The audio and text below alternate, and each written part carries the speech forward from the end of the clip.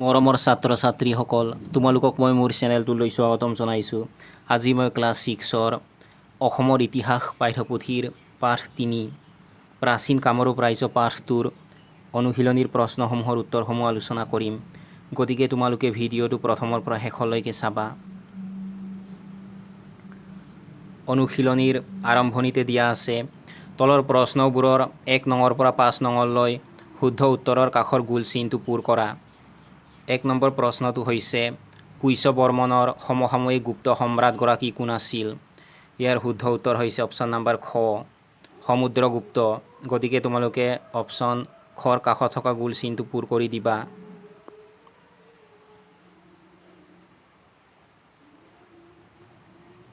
দুই নম্বৰ প্ৰশ্নটো হৈছে, দুৰ্জয় নগৰখন কোনে প্ৰতিষ্ঠা কৰিছিল?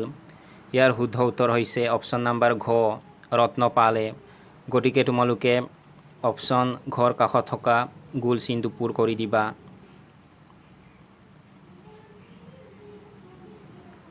3 নম্বৰ প্ৰশ্নটো হৈছে, ৰাজ তৰংগিনী ৰচক কোন? ইয়াৰ শুদ্ধ উত্তৰ হৈছে অপশ্যন নম্বৰ ক, কলহন। গতিকে তোমালোকে অপশ্যন কৰ কাষত থকা গোল চিনটো পূৰ কৰি দিবা।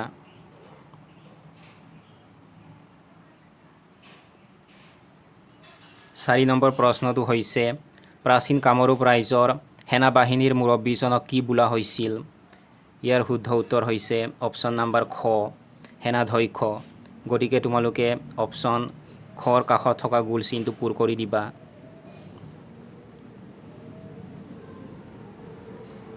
5 নম্বৰ প্ৰশ্নটো হৈছে, বখতিয়াৰ খিলজীৰ আক্ৰমণৰ সময়ত কামৰূপৰ ৰজা কোন আছিল? ইয়াৰ শুদ্ধ উত্তৰ হৈছে অপশ্যন নম্বৰ খ, পৃথু। গতিকে তোমালোকে অপশ্যন খৰ কাষত থকা গোল চিনটো পূৰ কৰি দিবা।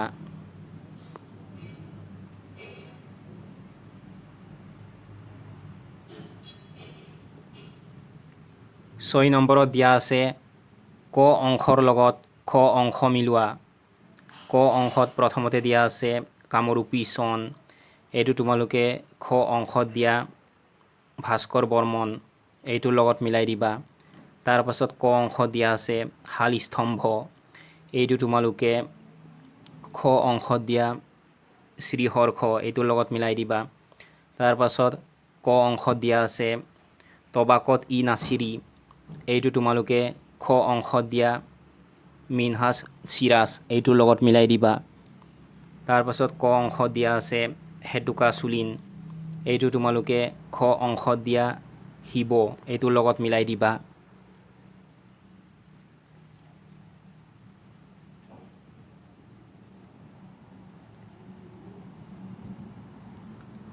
7 নম্বৰত দিয়া আছে শব্দ শৃংখল। এই শব্দ শৃংখলটো মই তোমালোকক ইতিমধ্যে সম্পূৰ্ণ কৰি দিছোঁ। থিয়কৈ তোমালোকে ক নম্বৰত লিখিব লাগিব, মন্দিৰৰ বাবে দান কৰা মাটি। এইটো তোমালোকে এইফালে ক নম্বৰত লিখিবা ধৰ্মোত্তৰ।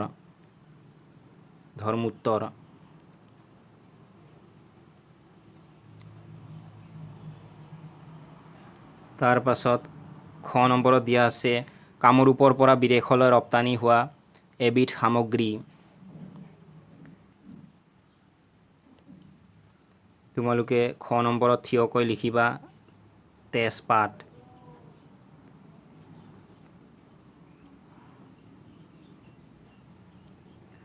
তাৰ পাছত পথালিকৈ লিখিব লাগিব খ নম্বৰত, হৰ্ষৰ বৰ্মনৰ শাসনকালৰ এখন শিলালিপি।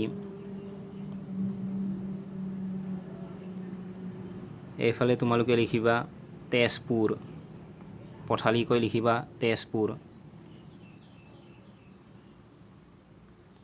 তাৰ পাছত গ নম্বৰত দিয়া আছে, পাল বংশৰ সৰ্বশ্ৰেষ্ঠ ৰজা। এইফালে গ নম্বৰত তোমালোকে লিখিবা পথালিকৈ ৰত্নপাল।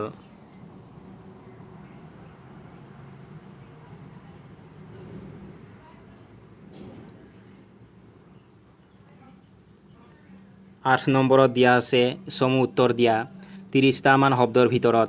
ক নম্বৰ প্ৰশ্নটো হৈছে, প্ৰাচীন কামৰূপ ৰাজ্যৰ প্ৰশাসন ব্যৱস্থাৰ বিষয়ে টোকা যুগুত কৰা। তোমালোকে উত্তৰত লিখিবা প্ৰাচীন কামৰূপ ৰাজ্যত ৰাজতান্ত্ৰিক শাসন ব্যৱস্থা আছিল। শাসনৰ সুবিধাৰ বাবে সমগ্ৰ ৰাজ্যখনক ভুক্তি, মণ্ডল, বিষয়, পুৰ আৰু গ্ৰাম আদি ভাগত ভগাই লোৱা হৈছিল। ৰজাক শাসন কাৰ্যত সহায় কৰিবলৈ মন্ত্ৰী, পৰিষদ, অমাত্য সচিব আৰু মহাপ্ৰতিহাৰ আদি উচ্চ পদস্থ বিষয়াসকল আছিল।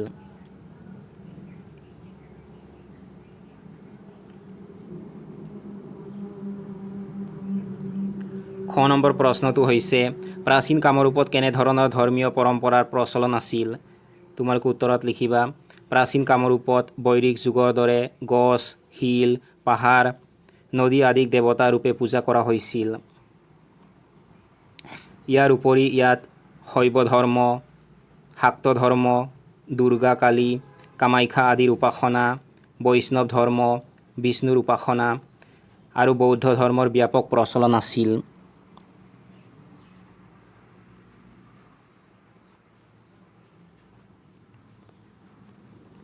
গ নম্বৰ প্ৰশ্নটো হৈছে হিউৱেন-চাঙৰ টোকাত কামৰূপ ৰাজ্যৰ বিষয়ে কি বৰ্ণনা কৰা আছে। তোমালোকে উত্তৰত লিখিবা হিউৱেন-চাঙৰ টোকা অনুসৰি কামৰূপৰ পৰিধি আছিল প্ৰায় ১৭০০ মাইল। ইয়াৰ জলবায়ু সেমেকা আছিল আৰু লোকসকল সহজ সৰল, চহকী তথা অধ্যয়ন প্ৰিয় আছিল। তেওঁলোকে নাৰিকল আৰু কঁঠালৰ খেতি কৰিছিল আৰু দেৱ-দেৱীৰ পূজা কৰিছিল।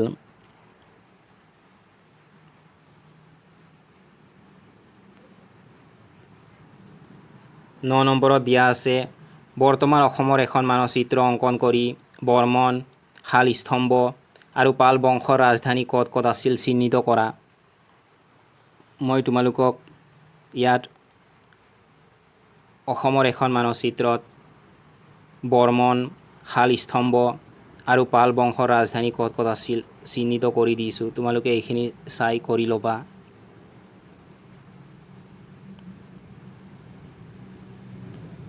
তোমালোকে উত্তৰত লিখিবা বৰ্মন বংশৰ ৰাজধানী প্ৰাগজ্যোতিষপুৰ, বৰ্তমানৰ গুৱাহাটী।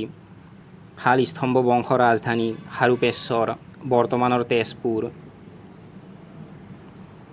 পাল বংশৰ ৰাজধানী দুৰ্জয়নগৰ, বৰ্তমানৰ উত্তৰ গুৱাহাটী।